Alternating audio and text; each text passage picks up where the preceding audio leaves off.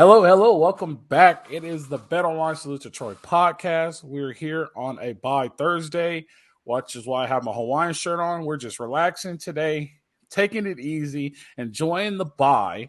We got the full crew in today. We got healthy kids. So we got the queen of LAFB, Candice Davis-Price. We got the mad scientist, Jamal Madby.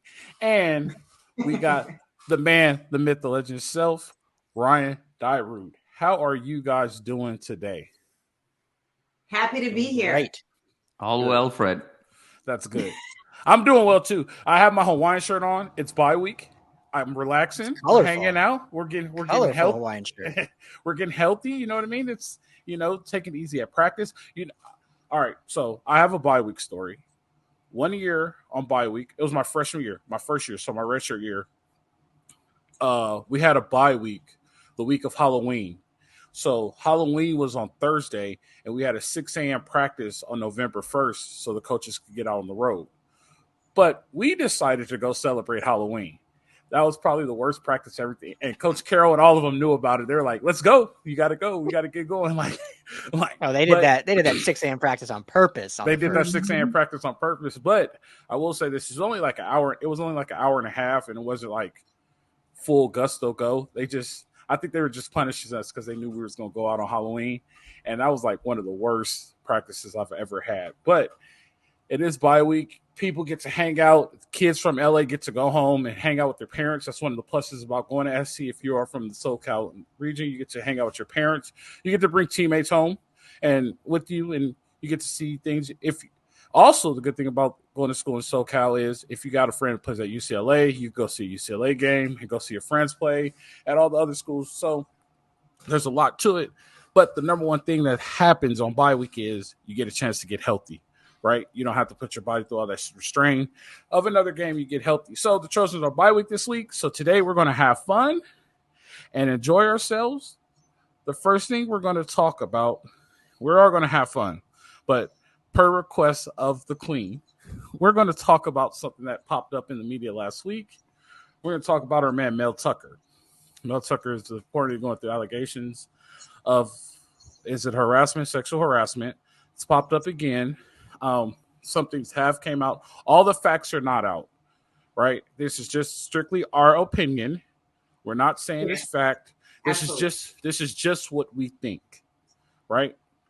I will lead it. I will hand it off to Candice and get her opinion first, and we will pass it around the horn and let's see what everybody has to say. So, Candice, what are your thoughts on the Mel Tucker situation?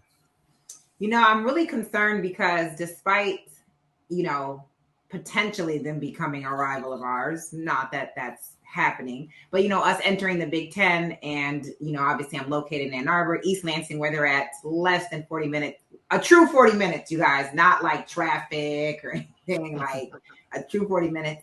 I think Mel Tucker's a dynamic coach. I think he's revitalized Michigan State. Not that I ever cared about Michigan State or what they did, but I am a former student athlete. So I believe that coaches are impressionable. They're impactful. And if anyone that's had a great coach can understand that level, that relationship, not to mention the age group that you are in college, you're navigating your way through. You're making mistakes. You're having great accomplishments, and your coach is that solid guy, right? So what's most concerning to me is that these allegations apparently were like last year they knew about, and conveniently they surfaced. What week are we? Football week 4? Week 3, technically. Yeah, technically and week 3. I think it's my concern with it. I think it's really unfair to the student athlete, and again, with coaches, the level of protection, and even with players, the level of protection. There are rah-rah. There are fantastic superheroes when they're winning and they're on top. But the way the media, and again, Alf, you said it, like there's no, where everything's still alleged, still open investigation. And this man is being paraded some way that we don't have all the facts. So my concern is I don't think he's being fairly treated either. I think the way he looks has a little bit to do with it, but that's a whole nother conversation. We'll get into that conversation deeper. I will say this, and I'll pass it off to I'll pass it off to Ryan and get his opinion about this, and then Jamal, you can follow up. So I will say this. Here's the thing that may be leading this investigation a little bit and maybe leading to the suspension is that Michigan State has not been doing well as of the past 2 years, and they gave him this big contract. And if you do get in trouble, if you do get fired for disciplinary actions, you don't have to give a buyout. Do you think this is a way for Michigan State to let themselves off the hook of Mel Tucker's big contract? Absolutely. What do you think, Ryan? Like just your question or in general? Just to my question and in general about the situation. I mean, to your question, I at this point, I would say no. I mean, they just gave him the contract. Obviously, I believe this guy was the face of their program. It's not like it's been 5 years and they signed a 10-year deal to get out of it. It's less than 12 months old, I think, since the ink dried. So I don't think that would be the case. Now, again, since Candice said these allegations were old and now they're just surfacing, that definitely is odd. In terms of like the actual allegations, again, we don't know. They're just allegations. But the thing that definitely looks bad is that he said one thing to Title IX and then said another thing after these things came out. So his story doesn't even match really what he's saying. So that's where it does feel fishy. But, you know, it's a bad situation for both sides, for both parties, for the student athletes, for the program. I mean, all around, it's just all bad. You never like to see any of these things. I mean, not as egregious, but obviously USC just went through something kind of similar with Mike Bone in terms of sexual allegations. So those are never good, clean breaks that are ever going to happen. It's, you know, people get hurt in those situations.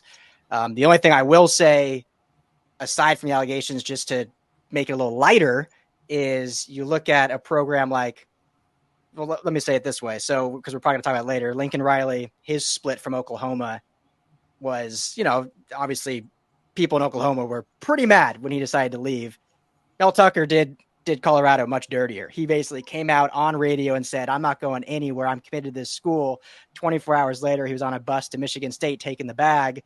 And luckily for Colorado now, they got Deion Sanders and all the rest is history. So it's kind of funny how the tide turns and how the ships can change pretty quickly. You got any follow up on that, Jamal? Yeah, you know, the only thing I'll add there is it's just really kind of sad and unfortunate all the way around. You know, I think it's number one is without kind of having all the facts out, you know, if there are victims here, you know, that is first and foremost, you know, of greatest concern, just from a humane standpoint, from just a person standpoint. You never want anyone to go through any type of adversity, hardship, you know, harassment in this way. So there's sort of a tragic situation there. I think it's a tragic situation for the student athletes. At the very least, it's a distraction. And at the very most, it's, to Candice's point, a sort of a complete re-representation of someone who's a coach, a teacher, a guide, a mentor.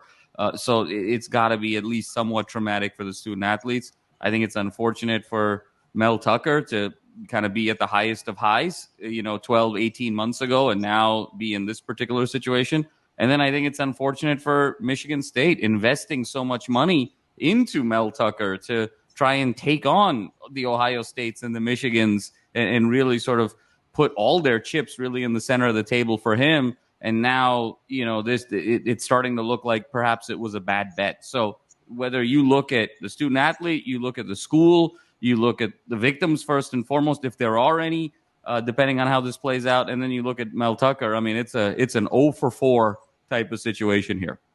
I will say this to follow up on you guys. Here's one thing. Here's one thing where I do think Mel Tucker made the mistake, and it's hard. And I'm going to start with this. People don't understand, no matter who you are in this world, you're still a human, right? So even though you're a prolific coach, or you're Bill Belichick, you're a Lincoln Riley, a Pete Carroll, a Mel Tucker, a Nick Saban, a Kirby Smart, no matter who you are, you're still a human, and you still make mistakes, right? The mistakes that you make as an adult aren't as extreme as you make when you're 20 and younger, but you still make mistakes. I think Mel Tucker made a mistake here. He got involved in something, and then emotion got the best of everybody, and a lot is starting to come out, right? On the flip side, I will say this. As a coach, you have to set an example, right? And there's a lot that's in the background of this. you are a coach and you are a figure to young men. You're a married man and you're having an affair with another woman. A lot of people think, oh, coaches, players know. I don't care what you say. I've been on both sides of the desk. I've been on the side of the desk as a player, and I've been on the side of the desk as a coach. Players know. We knew what coach was not doing right, and players knew what coach was not doing right. Right? Players know. In that case, he had to be a better role model in that situation because as far as he thought that they didn't know, players knew, right? And now all the players know, and that's coming out, and that's just not a good look. Did he make a mistake? Yes. Am I going to just assassinate the man? Not at all. I just think that he should have done better. But so much emotion got involved in this situation. Now it's starting to come out, and you're starting to hear more things. It's not fair to him because I think this should have stayed under wrap. I think Michigan State's media department did a terrible job keeping this covered up because I feel like this is a story that needs to be released in February. This is something you could have dealt with in February, or this is something you could have dealt with internally. A lot of people don't understand, but good programs know how to hide things. There's a lot of things that happen at USC that a lot of people don't know about because they knew how to hide the situation. You have to know how to hide the situation. These are one of the situations that I think they should have hid. So I'm not jump in on that. What you say? I said I want to jump in on that. Go ahead. So even like I don't know how much you've read on it, but obviously on this side of the world, they've been releasing statements, and I'm not a man, obviously. But he was under the impression that this was a consensual situation. This wasn't anything, and I'm not taking away, and please don't take me out of context, some violent or egregious, or this was, like you said, a lot of emotional based stuff, and apologize for the misunderstanding of judgment, which I think a lot of people do, male or female, like, oh, I thought this was what it wasn't.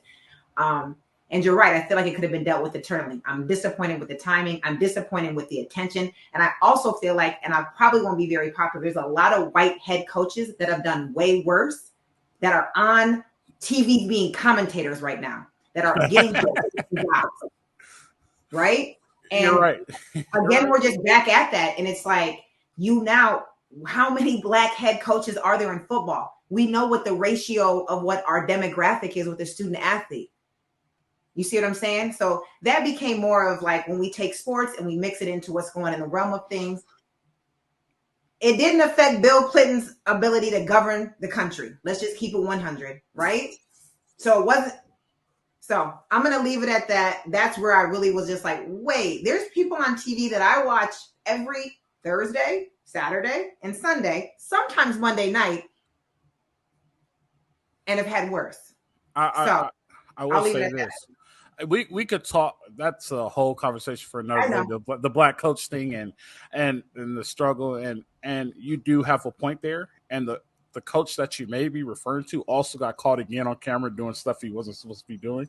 But we won't say any names. But it is an unfortunate situation. But we're not going to sit on that. We're having fun today. Yeah, let's keep it happy. Even though our next subject is kind of crazy, but we'll get something going. But I will say this before we get going: Salute to Troy is brought to you by BetOnline. It's week 2 in the NFL, which was a very exciting week. Vegas lost a lot of money, and that some of that money could have been yours if you went to betonline.ag and put in your bets. You could have a fat pocket and start saving for Christmas because it is already the middle of September. You go to BetOnline, get all your up-to-date line stats and parlays. That's betonline.ag. Not only that, if you put in promo code BELIEVE, that's BLEAV, we will match your 50% bonus. BetOnline, where the game starts. Okay, moving forward. So something came out today. I'm going to be 100% fluid with you guys. I did not hear about it. You guys heard about it. I'll let you guys take the lead on it. Lincoln Riley had a press conference about when he left Norman, about how the fans were not happy with it. Ryan, I'll let you take the lead on this. Let's pretty much explain what happened, what's going on. We'll pass it around, and then I'll give my opinion on it. Yeah, well, Jamal, I'll let you. I think Jamal will be able to tell it eloquently. Okay. But yeah, he had a sit down interview, kind of a one-on-one conversation that I'm honestly not sure if it was done a while back and just released, but it was released yesterday on Wednesday. And so a lot of people just kind of been, picking through all the sound bites and whatnot, but a lot of interesting stuff. There's a lot of good stuff that came out of it too. You talk about Mike Leach and stuff like that, but definitely the one big tidbit was him and his family's leaving Norman and kind of what that looked like. So, but I'll let toss Jamal and let him kind of break it down. Yeah, Ryan, I think it was, it was a very meaningful conversation. I think it was the first time we got a little bit deeper into who Lincoln Riley is for the first time since maybe he came to USC. There was a lot about who Lincoln Riley is as a person, as a man, as a family man, and kind of all the dimensions about him right at the beginning when he joined USC. And now it's kind of been all business for about 18 months. And now we get an opportunity to kind of reflect back with some of this commentary. I think the two big takeaways for me, one is just how challenging it was for him and his family when he announced leaving Oklahoma for USC, and talking about how there were situations where fans were breaking into his home. He needed 24/7 security detail. He was in a position where he was hoping that his daughters would be able to finish school for that particular semester before the family moved out to Southern California. And as this harassment really elevated, he wasn't able to do that. They pulled the girls out of school and came straight to Southern California. And he talked about how he appreciates the passion of all fan bases, and really 95% of all fans are all terrific. But every fan base, whether it's OU, whether it's SC, whoever, it's that 5% that sort of cross it over the line. And I think we have to sort of be very mindful that at the end of the day, this is a game and it's a sport and it's entertainment and it's being played by young boys, really. I mean, who are on the cusp of manhood, 22 years and under. And this is a sport that's a great escape for all of us as a form of entertainment. But then we have to come back to reality. We can't stay in that escaped state. And I think for some fans, they stay there and it gets very sort of nasty very quickly. So a lot of empathy for Coach Riley and his family. And I think the other big point that he made is how he talked about how he sees himself walking away from the game around 50 years old, that he's not really in it for the records. He's not in it for the statues. He's not in it for the stats. He wants to be able to walk away at an age where he's still young enough, he's still healthy enough, where then he gets a lot of quality time with his family. And so I thought that was very poignant about what that means about who he is as a man. The Sabans of the world, the Kirby Smarts of the world, those guys are there at one school. They want to be there 30 years. They want the statue. They're the Bud Kilmer, of college football in so many ways. And I think Lincoln Riley is a very different individual, and he's more experience motivated. He's more of a holistic guy, and he kind of sees the end of the line. He said, look, I'll see how I feel when I'm 49, but mentally, my mental model is to get to late 40s and about 50 and retire young. And his wife said that, being around him, that sort of feels like what the plan is. So for USC fans, let's enjoy this while we can, while the ride is on, because it's not going to last forever. And given how kind of experience-oriented he is, I think he's going to want to test the opportunity to coach in the NFL too, as another experience. So however longer he's here, I think USC fans should enjoy the ride, because these things don't last forever. I will say this about Lincoln Riley, and Candice may not agree. I love the foundation that Lincoln Riley is setting. And I hopefully, if he does stay his whole tenure, I don't know how old he is exactly, but if 40. He does, he's exactly 40. So the next 10 years, if we get Lincoln Riley, hopefully the brass at USC makes the correct decision to bring somebody in to replace him, or hire within staff to keep this going, like to have something like this going forever and not have a null in USC football will be excellent. I also will say this. I just had a text today with like my brothers and my cousins. I was like, if I was to become the NFL commissioner tomorrow, the first thing I would do is ban fans from the game until they not fight, right? Because like people don't understand, like these are just people doing something that they're loving. They're playing the game. It's not that serious. It's never that serious. Like they're just out there having fun and playing football. Like stop fighting. Stop doing all this crazy stuff. It's not that serious. Like this is their job too, right? Like they're playing because they love the sport, and they turn around and they get flipped off or they get called a crazy name. Like stop. Please stop. This is my one call, you guys. Stop. It's not that serious. Go enjoy the game, cheer. If you get upset, it's okay to get upset, right? But stop. Just enjoy the game and let's just stop. It's just for fun. Like, they enjoy playing. You guys should enjoy watching. Just stop. Candice, do you have anything about this? Or, well, wait, hold on, because I know what you're going to say. Ryan, do you have anything about what Jamal said? And then we'll go to Candice. Well, yeah. First of all, fans are never going to stop. So that's unfortunately, I agree with you. That's not going to happen. It's such a fine line because obviously the passion of fanhood is something that's beautiful at its core. And like there's so many stories of how sports change people's lives and maybe get them out of depression or keep families together or get families that haven't seen each other in one setting to watch a game. And there's all these beautiful things about the passion of it, but then people just take it overboard. Those 5%, like Lincoln Riley was alluding to, that just take it too far and have to fight in the stands and fight in the parking lots and chase people after games. And the Riley stuff, I mean, obviously unfortunate. It doesn't surprise me just because we knew there was a bunch of stuff going on when he left. I mean, I've never had anything threatening, but I've had interactions on Twitter with Oklahoma fans that are still bitter to this day. And, you know, I probably will be forever. And, you know, it is what it is. But, you know, the thing I will take from the interview, two things. One, him saying, which was, you know, you don't totally think about because LA is a place of celebrity, but he said one of his biggest enjoyments about being in his LA is he has more, and I'm going to say the word wrong. Like he's less known, I would say, than he was in Norman. Norman, he couldn't go out. What was that? Recognizable. Yeah, I was trying to say like, it's the anonymity. Anonymity. There we go. Yep. I was going to say anonymity. Yeah. But like Norman, he was like, they wouldn't go out to eat. Like his daughters had never been out to restaurants. He couldn't go to a gas station. He couldn't go to anywhere. And now it's like he can go eat. And it's like, well, we can go eat because, yeah, I'm the head coach of USC, but George Clooney is at a table next to me. Like he can go out and do things. So I thought that was really cool that you think LA, you think the glitz and glam, which he's the head football coach at USC, but in reality, he has more privacy here than he had in Norman. And then the other takeaway, maybe I am misreading this completely, but what Jamal was saying about how he said is like he sees another maybe 10 years. To me, I read it as he sees his 10 years in college and not going to NFL. Because I don't think you go to the NFL for 2 years, 3 years. You kind of have to build something. Could be way wrong on that, but I took it as like, you know, he's going to be a college coach, then hang it up and whatnot. So anyway, those are my kind of takeaways from that. I love Ryan, Lincoln Riley more now. Just to jump in there, isn't it so ironic that both college coaches in LA, whether it's Lincoln Riley or Chip Kelly, picked LA for anonymity?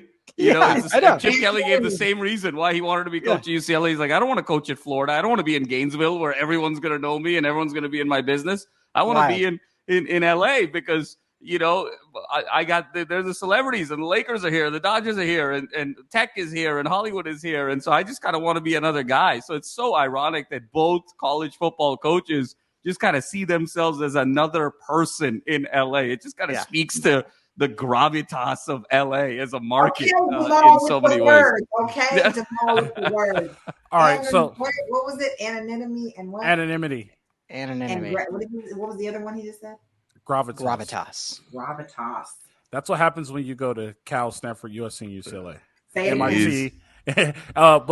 So two things off of that. One thing is I love Lincoln Riley more because that's the human aspect. Like that's one thing. Like everybody just wants to be a human, and he wants to enjoy time with his family. So he wants to go eat. Like the restaurants he's eating at is probably upscale, but still, it's like he gets to be a dad. Like, you know what I mean? So that's the great thing about it. So Lincoln Riley just got another check in my book. Let's pass it on to Mrs. Price and see how she feels about this. Candice, go ahead. How do you feel? I'm just gonna be the bad guy. Like I appreciate his words.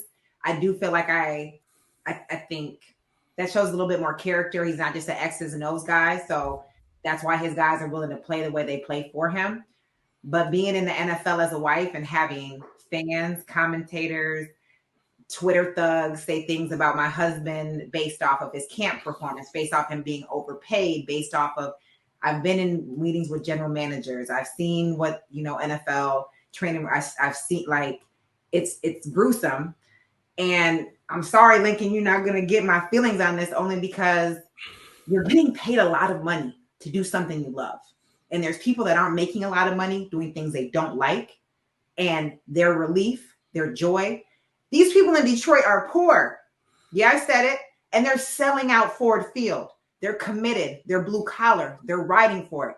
So yes, if you got to come out and put your smile face on because somebody's working 3 and 4 part-time jobs just to go out there and see sorry Matthew Stafford is here, you're going to put a smile on his face because Matthew Stafford has a Wrangler deal and an F-150 deal, and he's not that good. He hasn't been good since Georgia. Got it? So, Lincoln, appreciate Hey, this is the LAFB network. That's our quarterback. Don't even get me started with him.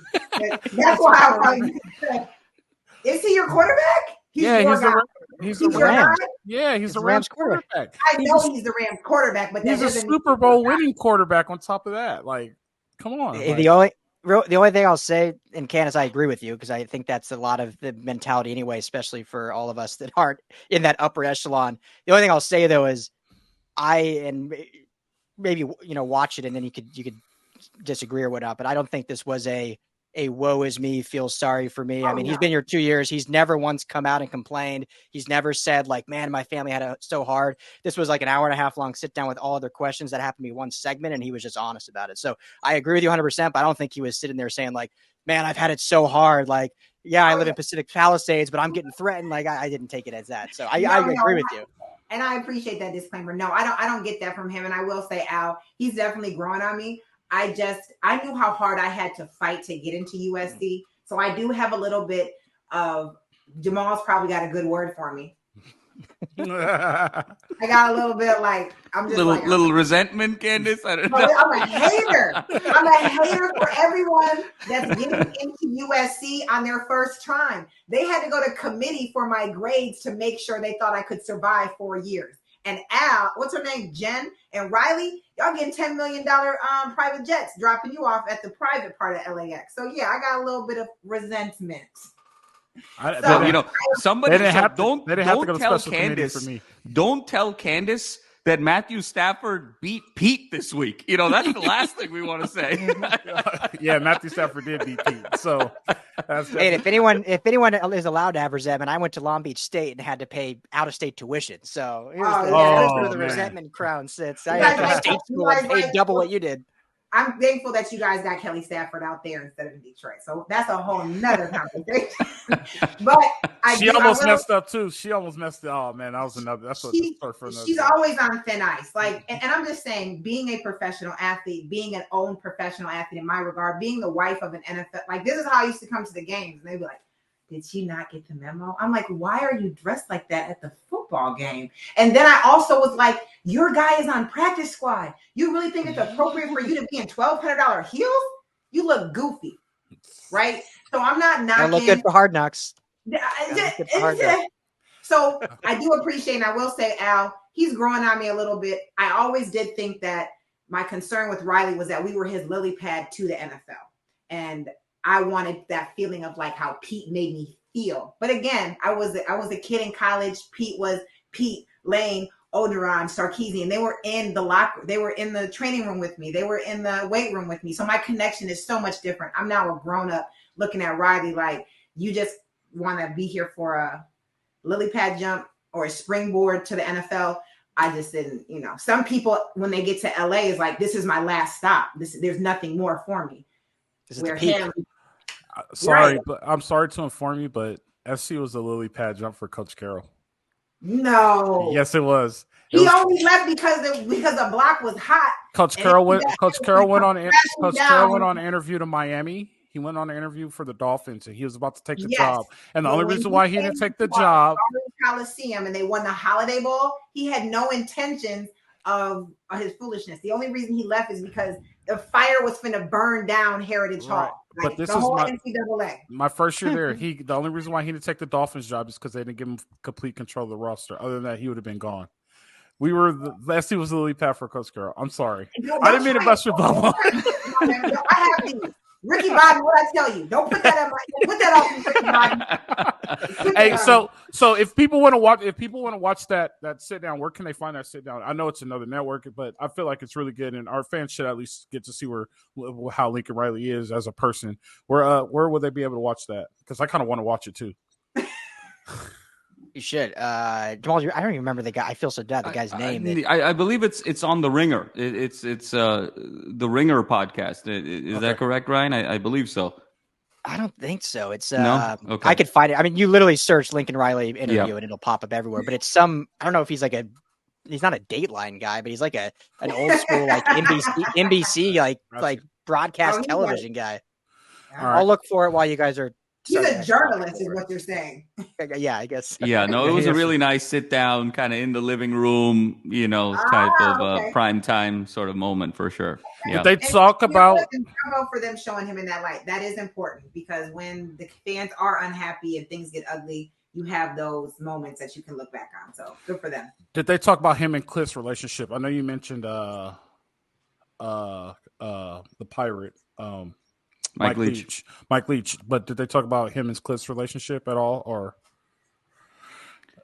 not really? I think it was more along the lines of really all things Lincoln Riley, kind of his perspective on the program and the future and his life and what have you. And so I think Kingsbury is still very much of a if you know type of kind of side piece. I don't know if Kingsbury at USC is quite the national story that it is with some of our insiders, but I think it's going to be interesting, where Lincoln Riley goes. I think he's shown that he's just such an experiential kind of guy. He wants to sort of have different life experiences, and I think he's demonstrated that he's sort of a different person.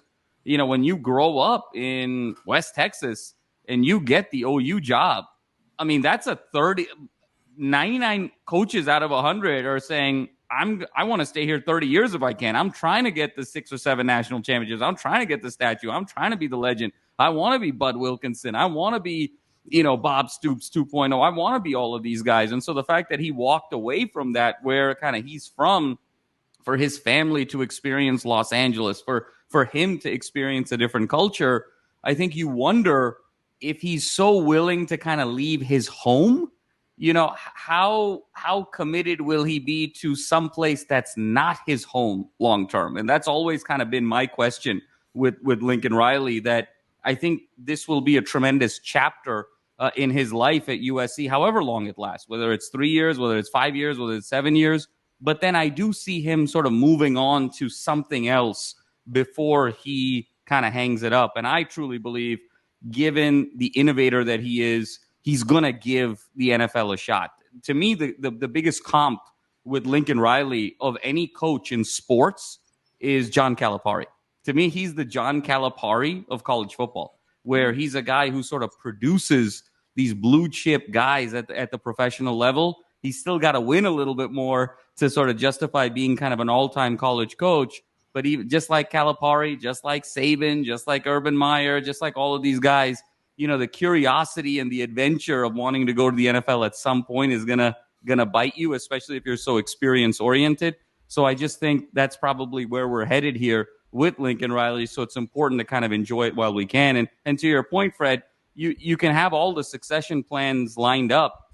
I mean, where was USC 2-3 years after Pete Carroll? I mean, the reason these guys are these guys is because they don't grow on trees, because you can't just replace them that easily. So I do think the window for USC is a lot narrower than a lot of people think. I think people are kind of talking decades and 15 years, and I just don't think we live in that kind of a world anymore. I think loyalty means something different than it did 10, 15, 20 years ago. I think staying and sticking, it's just not part of our sports culture anymore. So I think everything is very transient. So as long as he's here, I think the Trojan family should enjoy the ride, because it's probably going to end sooner than people realize.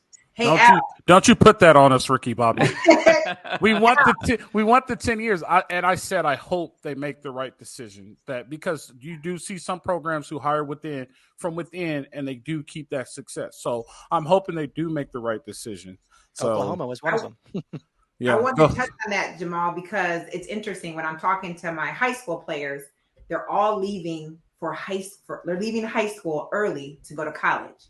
So I'm like, oh yeah, Bryce, you're going to be on my 4x1. He's like, well, not next year. And I was like, why not? He's like, oh, I'm going in January.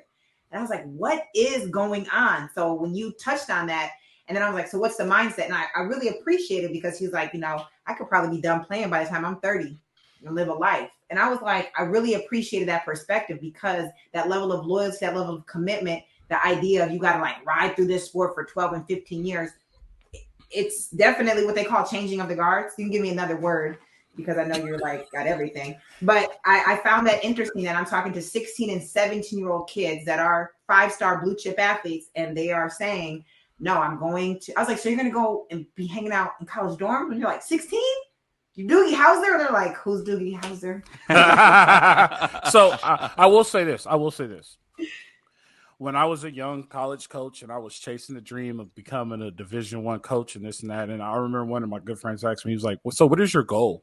I was like, my ultimate goal, and I could just do it for one season, and I could die the next year, and I will be a happy person, is just to be a defense coordinator for USC.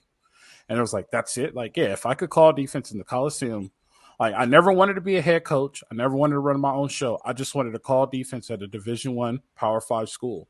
And my ultimate school is USC. And so then the follow-up question is always, well, what if you get the offer? I'm like, I'll give it a look. I'll give it a hard look. But it's just, I don't think I would have been able to do it because I would have never put all into it as if I'm a defensive coordinator.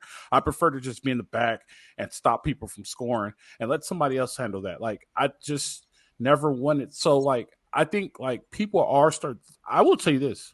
Rashad Mendenhall, I think, is the one that kind of started this. Rashad Mendenhall went to Illinois, played against him. I actually played against him in the Rose Bowl, went to Arizona. And then no, Juice was the quarterback. Juice was, with Juice. With Juice, yeah. And then so, like, that's my cousin, by the way. Just saying. Rashad Mendenhall or Juice Williams? Juice Williams. Oh, is he really? Like, legit, not playing. That's a whole other conversation. But so, like, Rashad Mendenhall went to Arizona and played conversations. She's like an onion, you just pulling back. Pulling back layers. Rashad Mendenhall went to Arizona, played 5 years, saved all his money up and said, I'm done. And everybody's like, well, how can you retire? Well, he accomplished his goal. Like, that's the first person I've known that's done that, and there's a lot of people doing it. I will address the leaving high school early. A lot of kids are leaving. Well, they were doing that when I was in, and John David Booty actually did it. He left high school early. I remember that. So but he was like an MLB draft pick and he was. But he skipped his senior year to get to SC early, and they do that because they want to get into spring ball and try to compete at it. So that's the thing. And he also thought Leinart was going to leave, right? I mean, that's why he also did it. I mean, in retrospect, if Leinart came back, I don't know if he does it the same way. That was so interesting. Yep. So Salute to Troy podcast is brought to you by AG1. If you want to take a step into your nutritional gut health, go to AG1. Go to drinkag1.com/Salute to Troy. You'll get 5 free travel packs and a year supply of vitamin D. Get you some AG1. drinkag1.com/Salute to Troy. You want your great grocery bill to cut down? Get you some AG1. Hear me, okay? Get that. See, there's the spokesperson. There you go. And so I would like to pass it to Ryan. He has some good news today. If you pay attention to the bottom of the banner, we slipped the good news in there.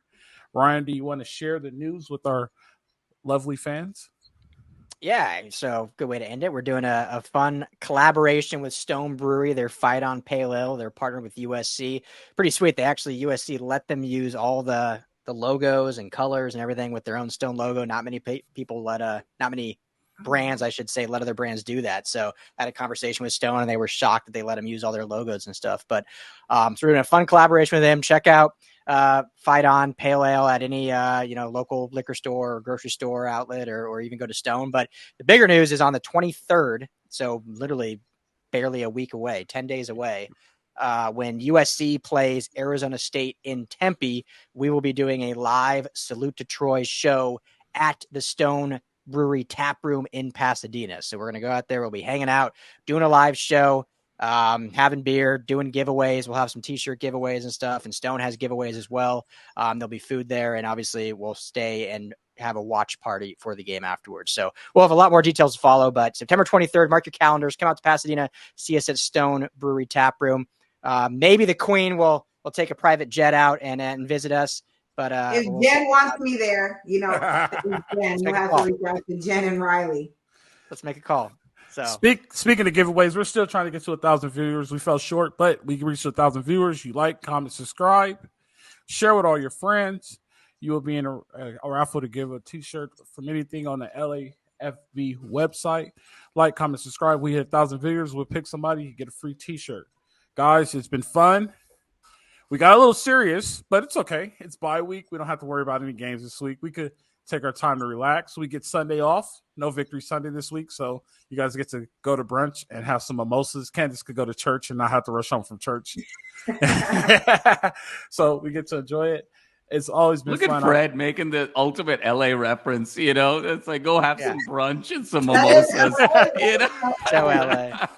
Yeah. Oh, he plays to the audience, ladies and gentlemen. He knows who his crowd is. Enjoy your even on Victory Sundays, watch us from your phone while you're at brunch. You can do that. Yeah. So that's right. we're everywhere. So even on Sundays, on Victory Sundays, watch us from your phone while you're enjoying your brunch and drinking your mimosas. My preferable mimosa, just to let you guys know, is pineapple juice. I like pineapple juice with my champagne. So just to let you know. But I always enjoy you mimosa guys. Guy. I could see it.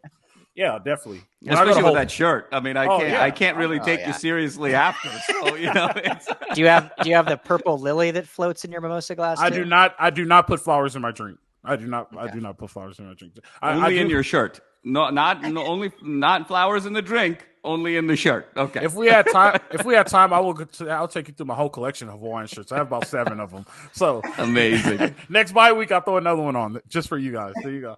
I appreciate you guys. It's always fun. Jamal, Ryan, Candice, I enjoy you guys a whole bunch. Thank you guys for watching. This is the Bet Online Salute Detroit podcast. Live free, fight on.